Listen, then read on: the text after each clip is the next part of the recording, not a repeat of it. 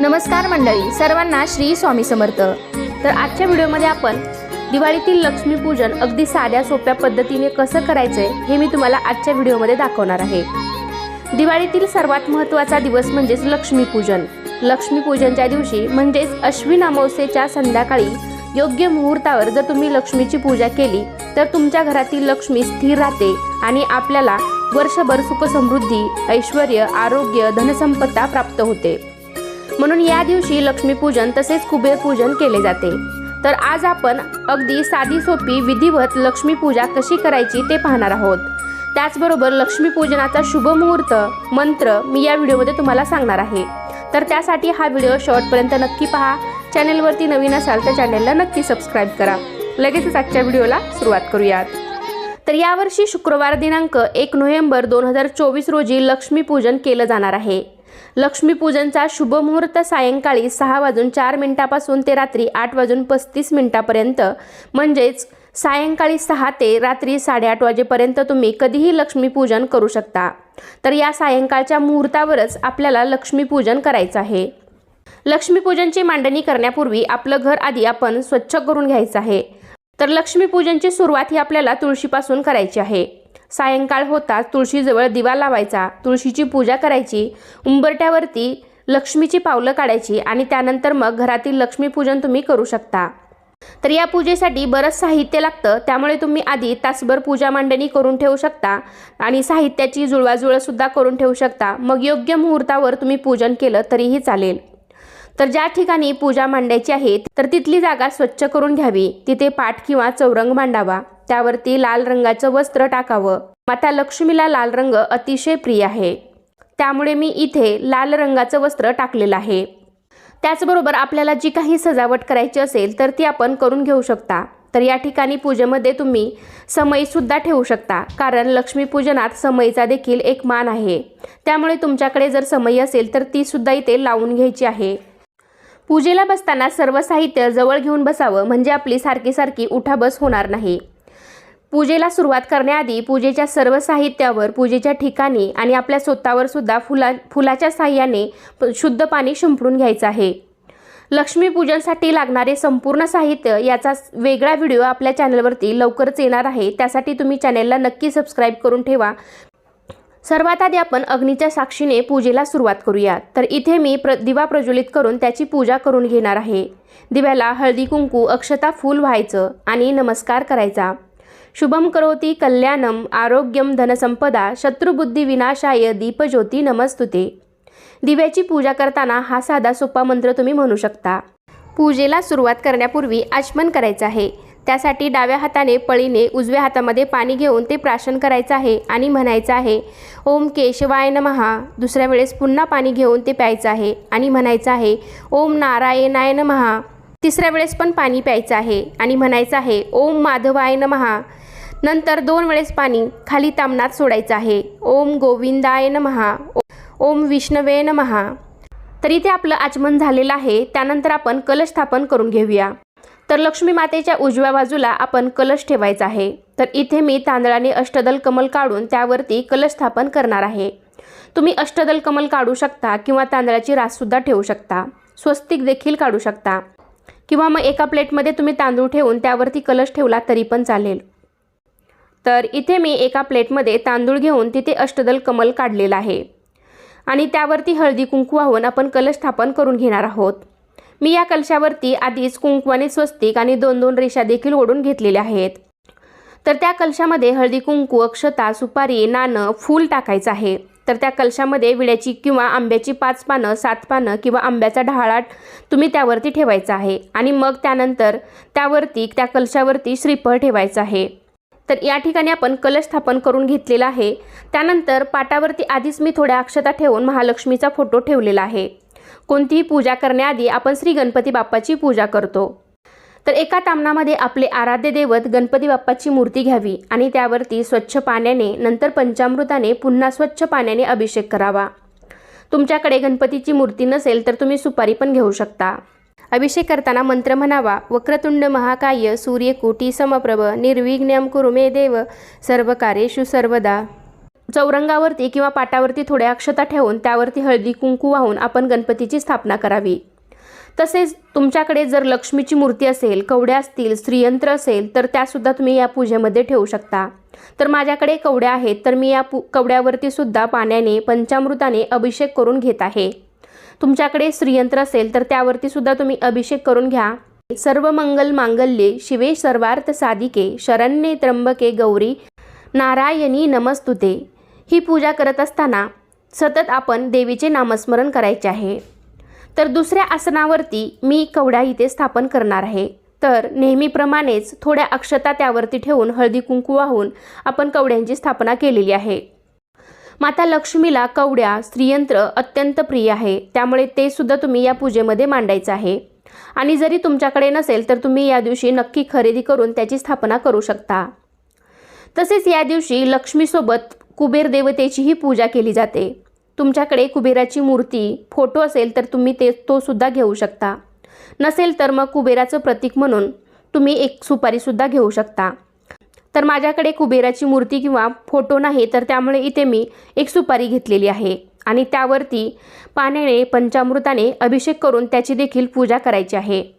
अभिषेक करत असताना ओम श्री कुबेराय नमः, ओम श्री कुबेराय नमः या मंत्राचा जप करावा आणि पाटावरती चौरंगावरती थोड्या अक्षता ठेवून कुबेर देवतेची स्थापना करावी। त्यानंतर पुन्हा एका तामणामध्ये मी सुपारी घेतलेली आहे, तर ही सुपारी सर्व देवांचे प्रतीक म्हणून घेतलेली आहे।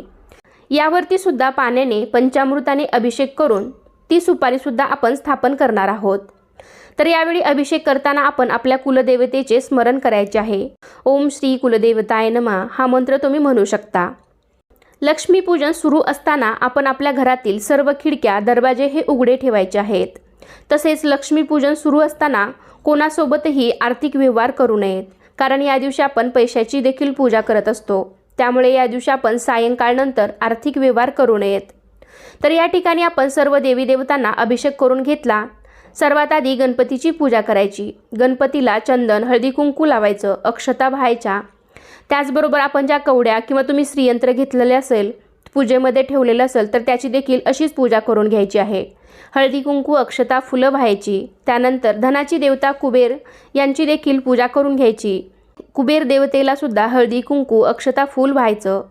त्याचबरोबर आपण जी सर्व देवांची सुपारी घेतली होती तर त्याची देखील पूजा करून घ्यायची। चंदन, हळदी कुंकू लावायचं, अक्षता, फुलं वाहायची। सर्व देवांना अगरबत्ती, धूप, दीप ओवाळायचा आहे। तर इथे आपलं सर्व देवतांचं पूजन करून झालेलं आहे। त्यानंतर आपण पाटावरती जो माता लक्ष्मीचा फोटो ठेवलेला आहे तर त्याची देखील पूजा करून घ्यायची आहे। तुम्ही मूर्ती ठेवली असेल किंवा फोटो ठेवला असेल तरी त्याची पूजा आपल्याला करून घ्यायची आहे। पाटावरती थोड्या अक्षता ठेवून मी आधीच माता लक्ष्मीचा फोटो ठेवलेला आहे आणि फोटोवरती लाल चुनरी देखील ठेवलेली आहे। माता लक्ष्मीच्या फोटोला, मूर्तीला तुमच्याकडे फुलांचा हार असेल तर तुम्ही घालून घ्यायचा आहे।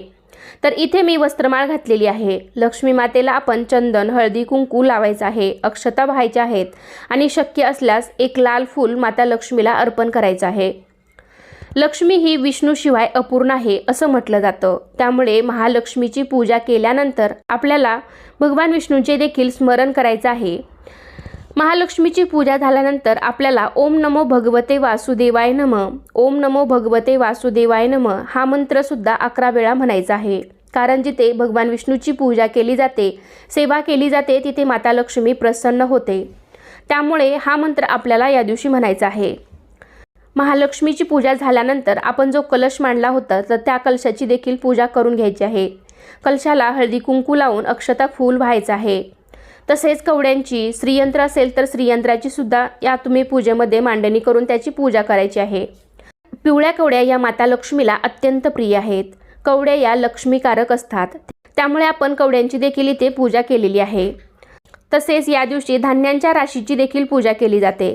तर इथे मी समोरच थोडे अक्षता ठेवून त्यावरती धान्याने भरलेल्या वाट्या ठेवणार आहे। तुमच्याकडे सुगड असतील तर तुम्ही सुगडही ठेवू शकता। कारण लक्ष्मी म्हणजे केवळ पैसा अडका नसून सोने, नाणे, संपत्ती, संतती, धान्य, गुरे, वासरे हे सर्व लक्ष्मी समजलं जातं। त्यामुळे आपण धान्याची देखील या दिवशी पूजा करायची असते। तर या ठिकाणी मी एका वाटीमध्ये नाणी, एका वाटीमध्ये लाह्या, तसेच बत्ताशे असतील तर तुम्ही बत्ताशे सुद्धा या पूजेमध्ये ठेवायचे आहेत। तसेच एका वाटीमध्ये धने हे आवर्जून या पूजेमध्ये ठेवायचे आहेत। एका वाटीत लवंगा, एका वाटीत विलायची, कारण लवंगा आणि विलायची सुद्धा माता लक्ष्मीला अतिशय प्रिय आहे, त्यामुळे तुम्ही ते सुद्धा पूजेमध्ये ठेवायचे आहे। तसेच जे तुमच्या घरामध्ये धान्य असेल, गहू, ज्वारी, तांदूळ हे सुद्धा तुम्ही या पूजेमध्ये किंवा एका वाटीमध्ये घालून तुम्ही अशा वाट्या किंवा सुगड मांडू शकता। तर या दिवशी या धान्याला सुद्धा खूप महत्त्व असतं, त्यामुळे तुम्ही या दिवशी या धान्यांची सुद्धा पूजा करायची आहे। हे धान्य तर आपल्याला या पूजेमध्ये मांडायचंच आहे, पण सर्वात महत्त्वाचं आहे म्हणजे ते या पूजेमध्ये धने। तर या दिवशी या धन्याला खूप महत्त्व असतं, त्यामुळे आपण या दिवशी हे धने अवश्य पूजेमध्ये ठेवायचेच आहेत। तसेच आपण केरसुणीलाही लक्ष्मी मानत असतो, त्यामुळे आपण या दिवशी लक्ष्मीपूजनात केरसुणीही ठेवायचीच आहे आणि केरसुणीची सुद्धा पूजा करायची आहे। त्याचबरोबर आपण एक पानाचा विडा ठेवायचा आहे। पानाच्या विड्यावरती आपण खारीक, खोबरं, हळकुंड, बदाम, सुपारी हे सर्व ठेवायचं आहे। त्यावरती सुद्धा हळदी, कुंकू, अक्षता वाहून फूल ठेवायचं आहे। त्याचबरोबर लक्ष्मी ही धनदेवता असल्यामुळे या दिवशी आपण पैशाची, सोन्याची, आपल्याकडे जे काही पासबुक असेल, ATM कार्ड असतील तर त्यांची देखील या दिवशी पूजा करून घ्यायची आहे। आपली वर्षभराची हिशोबाची वही असेल तर त्याची देखील या दिवशी पूजा करावी। या सर्व गोष्टींवरती, या वस्तूंवरती हळदी, कुंकू, अक्षता, फुलं व्हायची आहेत। ही सर्व पूजा आपण अगदी मनोभावे करायची आहे। तर या दिवशी आपण घरामध्ये कोणतेही वादविवाद, भांडणं, कटकटी अशा गोष्टी करू नयेत। तर मी या ठिकाणी सर्व दागिन्यांची, पैशाची पूजा करून घेतली। तसेच आपण केरसुणीची देखील हळदी, कुंकू, अक्षता, फूल वाहून पूजा करायची आहे। या लक्ष्मी पूजनामध्ये केरसुणी ही अत्यंत महत्त्वाची आहे, त्यामुळे तुम्ही छोटी केरसुणी मिळाली तर अवश्य घ्या, मात्र याची पूजा आपल्याला या दिवशी करायचीच असते। तर मला इथे छोटी केरसुणी मिळालेली नाही, तर तुम्ही या पूजेमध्ये छोटीच केरसुणी ठेवायची आहे। माझ्याकडे इथे नसल्यामुळे मी मोठी केरसुणी ठेवलेली आहे, पण तुम्ही या पूजेमध्ये छोटीच केरसुणी ठेवायची आहे।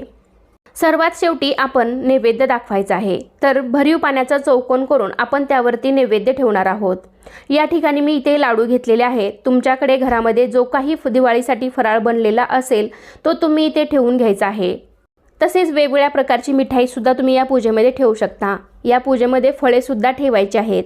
अनेक ठिकाणी पुरणपोळीचा नैवेद्य सुद्धा केला जातो, तर तुमच्याकडे बनत असेल पुरणपोळीचा नैवेद्य तर तुम्ही तो सुद्धा या दिवशी माता लक्ष्मीला अवश्य पुरणपोळीचा नैवेद्य सुद्धा दाखवायचा आहे।